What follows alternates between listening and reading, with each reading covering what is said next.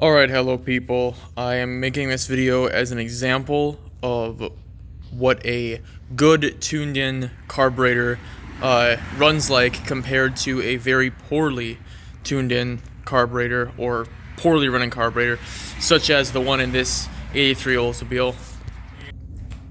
The carburetor on this car, I thought I had tuned in as it should be. I use a dwell meter and all that stuff you're supposed to do for the computer controlled carburetors on these cars, but it seems to be still running way too lean no matter what I do to it. I'm sure there's a problem somewhere else. I heard the EGRs can cause that. I also heard that the gas caps could be causing vapor lock, which causes problems with lean conditions and such. So I'm gonna be fixing it, but before I do, I want to just show you how much this blew me away, how poorly this car runs compared to my 74 Mercury in the other side of the shop here, which I will show you as well. So these are both going to be cold starts. These cars were moved into storage temporarily because we had a hailstorm and I didn't want them to get hurt. So this one here, it's a Quadrajet.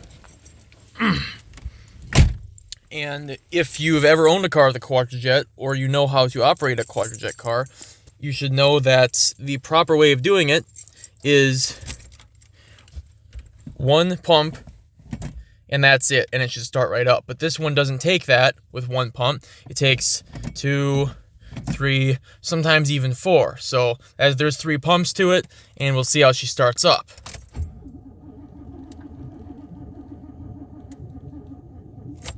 And the battery's dead. So as you can see, 3 pumps to the gas on this Quadrajet carburetor. Won't even start the car. So I'm gonna get a battery charger on it and see what I can do about that. Here, let me just give it one more go. See if I can get it to pop off. No, it's not gonna go. Okay. All right, now this 1974 Mercury Monterey has only been started once since it was put in storage last October. I haven't messed with it, and the carburetor hasn't been touched since 1985 or 6, when they had it serviced when the car was still being driven as a daily driver. So, getting this.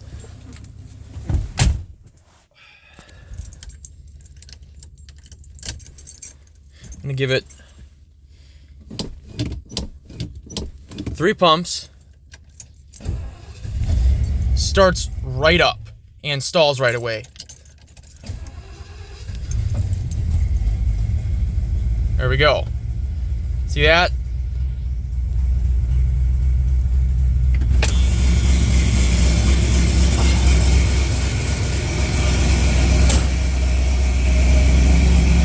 Little exhaust clip for you guys.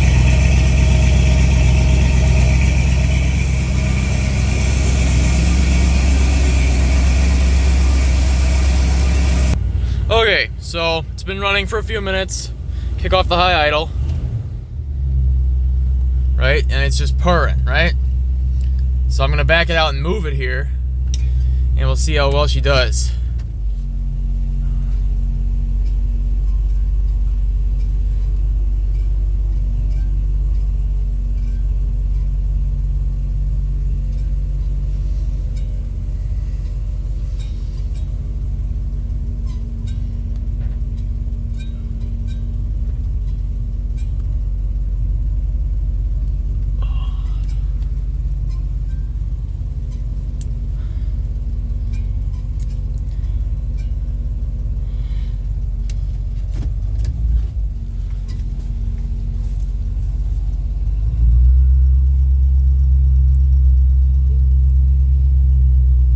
Driving this car.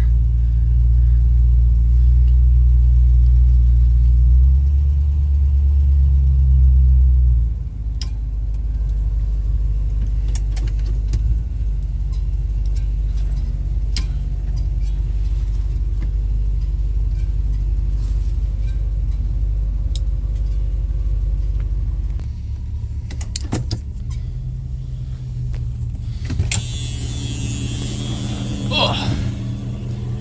So as you can see, I had to set the camera down for a second so I could get it lined up where it's supposed to be, but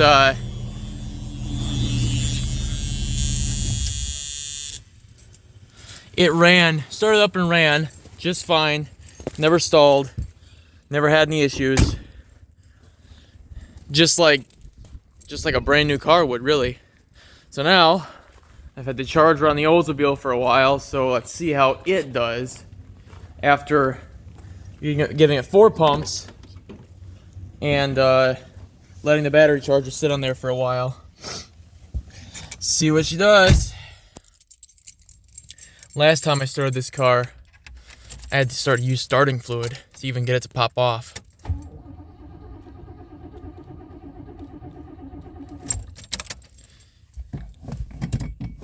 Two more pumps. Oh.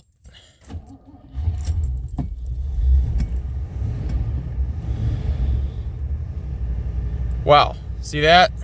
That was what? 6 pumps to the gas. Barely wanted to fire up. I've still got my foot on the gas, because if I take it off, it's going to want to stall. The other one started up with, relatively little issues. 3 pumps to gas. Probably should have given it 4 because it stalled right away. But we're talking about, this car's got 54,000 miles on it. These are original. I have all the history for the maintenance and everything on the car. The other one's got 98,000 miles. It's 10 years older and it hasn't been touched since mid-80s. This one he's got a brand new carburetor on it. I did a whole bunch of, adjustments and tuning and timing and all that nonsense, and it's still running like crap. There we go. Stays running. Oh. That is a pile. I'll tell you what. This is why I decided that Fords are really the way to go, because this car, it has not been, both the GM cars I've ever owned. I had a Buick Century for a while too, and I have this car, and both of them have just been straight up disappointments with the reliability and the dependability and just everything with them. They're just low quality cars, so I don't know, maybe I've just owned 2 duds, but it seems to me that General Motors really didn't have a grasp on what they were doing in the 70s and 80s when Ford, they had it right.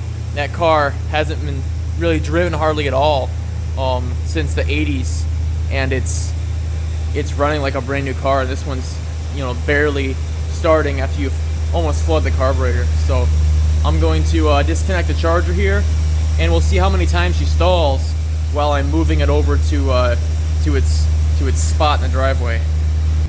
All right, so we've had this Oldsmobile running for about 5 minutes, I'd say. The other one only ran for 2, and it pulled out just fine. So we'll see what this one does after 5. Oh. Responsive. All right. See, it's barely running. Oh! Stalled. Look at that.